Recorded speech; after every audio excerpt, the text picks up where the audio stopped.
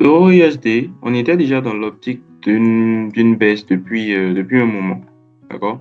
Depuis un moment, on a eu à analyser l'euro USD et on a remarqué que le marché venait de faire ce BOS H4 et on s'était dit que il y a probabilité que l'euro USD fasse un retracement pour venir chercher la liquidité qui se trouve à ce niveau-là. Je parle de la liquidité qui se trouve ici. Donc, on voyait en fait que le marché pouvait venir chercher cette liquidité-là avec un retracement baissier.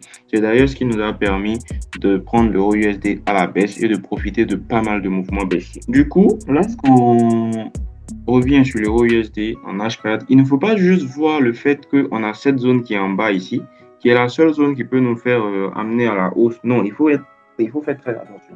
Certes, c'est la zone qu'on vise, mais avant cette zone, il y a des zones auxquelles le marché va quand même réagir, où les acheteurs vont quand même essayer de, de continuer à la hausse. Et c'est en fonction de la liquidité maintenant que cette zone-là est beaucoup plus importante. Et lorsqu'on reste sur cette optique-là, il y a cette zone d'order bloc cachée qui est là, c'est un order bloc. Et c'est un order bloc qui est en dessus de la liquidité. Parce que nous, notre liquidité, elle est ici. Donc, ça fait de cette zone quoi? Une zone d'SMC trap. Cette zone, c'est une zone fragile. C'est une zone qui va probablement se faire casser. Mais ça ne veut pas dire que c'est pas une zone où le marché va quand même réagir. Et quel sera le rôle de cette zone-là? Le rôle de cette zone-là sera tout simplement de réagir et de potentiellement faire un retracement pour aller chercher la liquidité H1 et peut-être redescendre si le marché veut venir vraiment chercher cette liquidité qui est ici, ou s'il veut continuer sans prendre la liquidité, il continue sans prendre la liquidité. Donc, on va essayer de voir ce qu'on peut faire. C'est d'ailleurs à cause de cette zone-là que j'ai eu à partager le vendredi une opportunité sur l'euro USD où je disais que l'euro USD, il pouvait potentiellement partir à la hausse le vendredi. Et c'est ce qui s'est effectivement passé. Donc, on va voir ça ensemble. Donc, lorsqu'on vient sur du H1, on est dans ça. En tout cas, tous les traits qui sont en rouge, c'est les traits du H1. À part, euh, à part la liquidité H4 que j'ai eu à matérialiser. Donc, en H1, on est dans cette optique-là, baissière, où le prix a tout simplement fait quoi? Un short et un BOS. Un short, excusez-moi, je suis un peu souffrant, je vous avais déjà dit. Un short et un BOS. Du coup, après un short ou un BOS, on sait que le marché, il y aura retracement. Et le marché est déjà sur une zone intéressante sur laquelle on peut avoir un retracement. Et pour qu'il y ait un retracement, il faut déjà qu'en M5, le marché ait changé la tendance. Que ce soit M5 ou M10, ça va dépendre. Maintenant, avant d'aller dans cette unité de temps pour vérifier si effectivement il y a eu ce changement de caractère, il faut déjà savoir si ce retracement commence jusqu'où il peut aller. Et on a dit que le but d'un retracement est de venir chercher de la liquidité.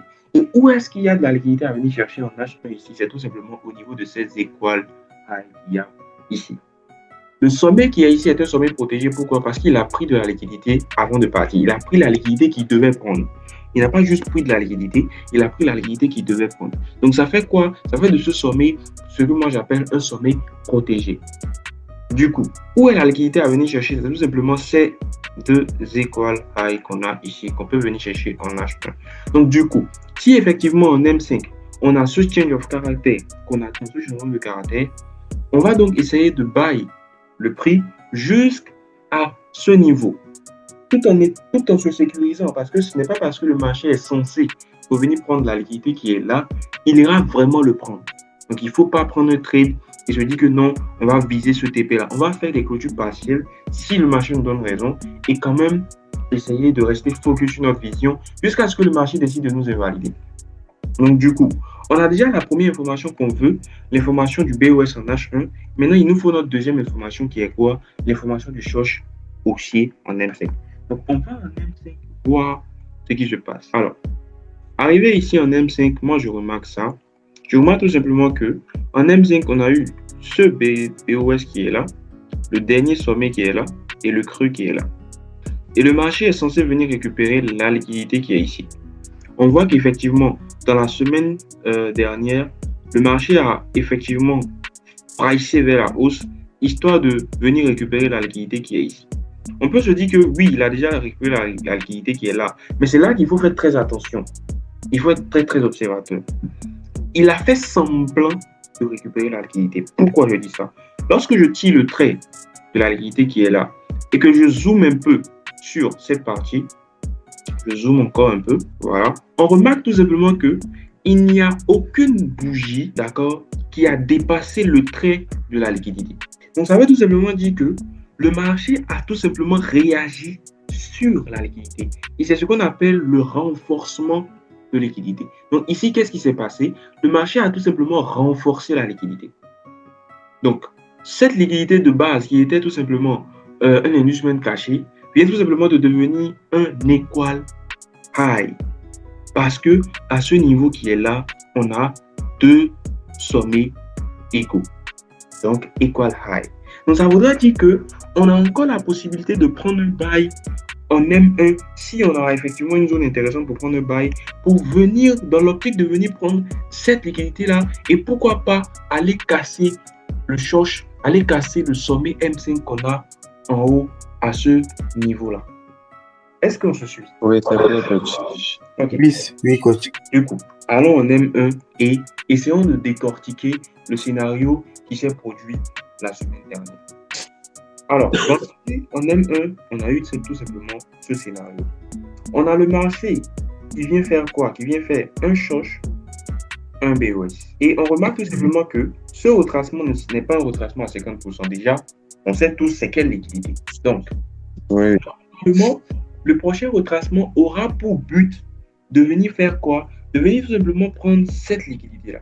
Et on voit que le prochain retracement qui s'est produit a fait aussi semblant de prendre la liquidité. Il a fait semblant. Si vous avez compris tout à l'heure pourquoi j'ai dit que l'autre a fait semblant, vous allez aussi comprendre ici pourquoi j'ai dit qu'il a fait semblant.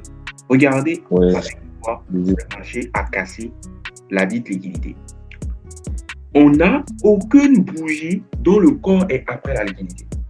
Toutes les deux bougies qu'on a ont leur corps entre le haut et le bas de la liquidité.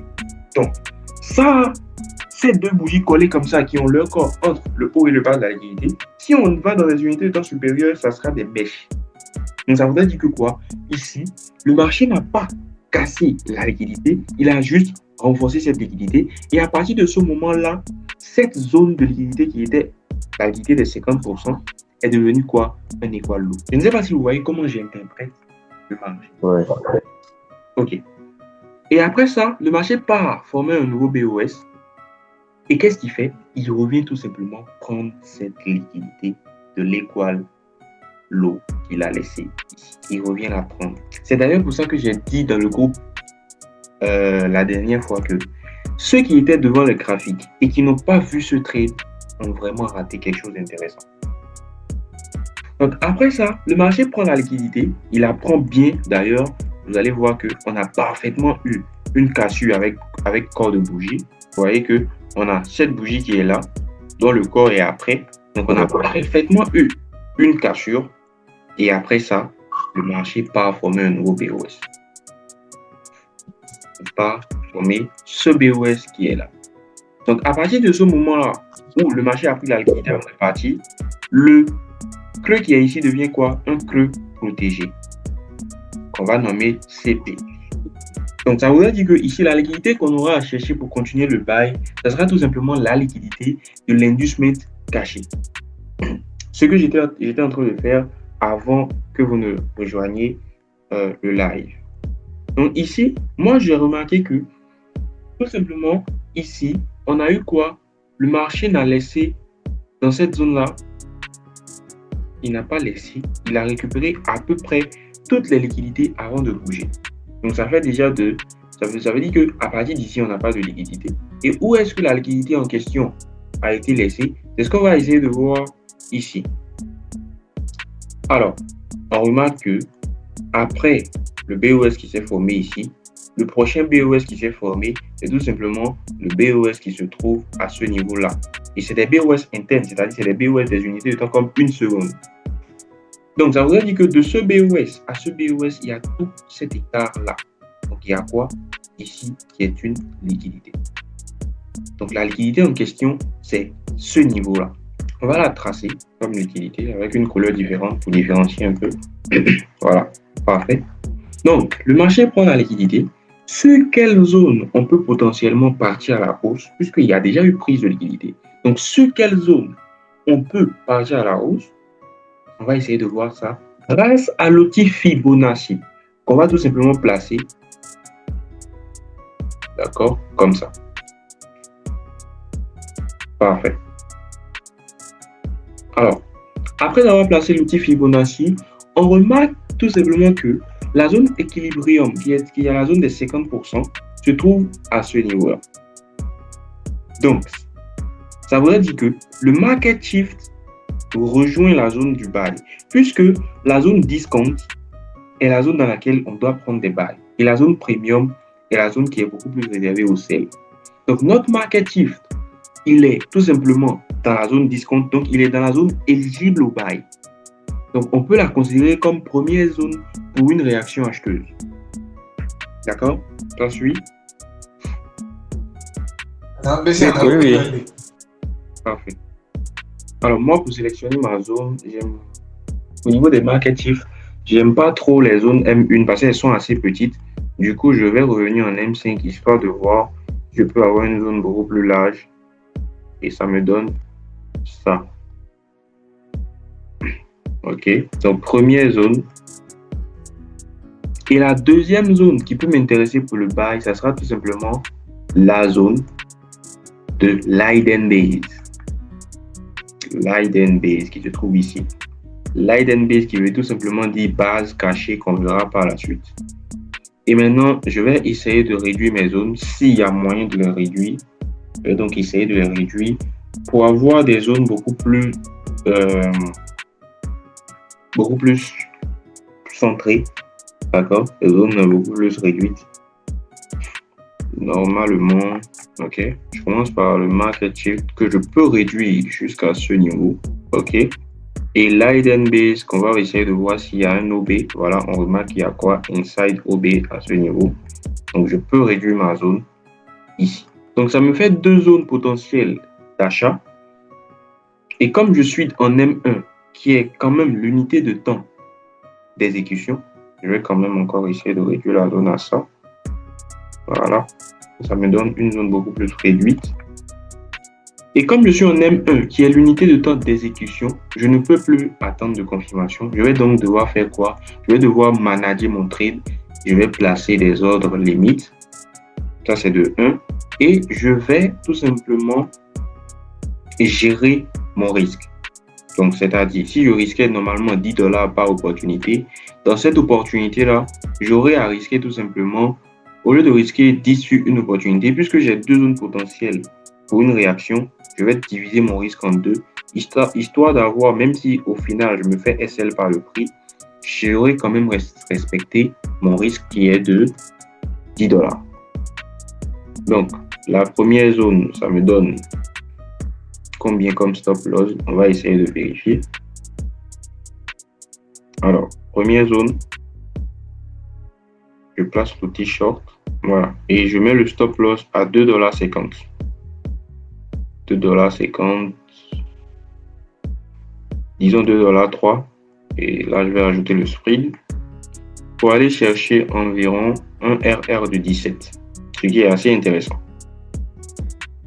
Un RR de 17, si je vise la zone qui est là, et ma deuxième entrée qui est en bas ici me donne tout simplement un stop loss de 2,50.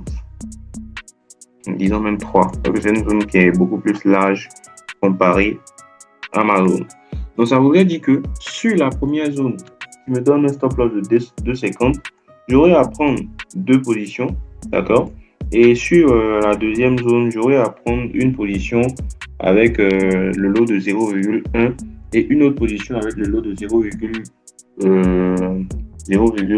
je vais diviser en tout cas les 0,1 pour pouvoir en tout cas avoir une perte de $5 si mon risque était de $5 et $10 par opportunité. Là, comme ça me fait quoi? Ça me fait tout simplement un risque de $10 sur l'euro USD pour débuter la semaine. On se suit, j'espère. Oui, continue. Parfait. Donc voilà un peu ma vision pour l'euro USD. pour la semaine à venir. En tout cas, premier trade de la semaine, ça sera pour moi un buy si le marché décide de venir me déclencher. Je vais tout à l'heure placer mes ordres limites et tout simplement attendre.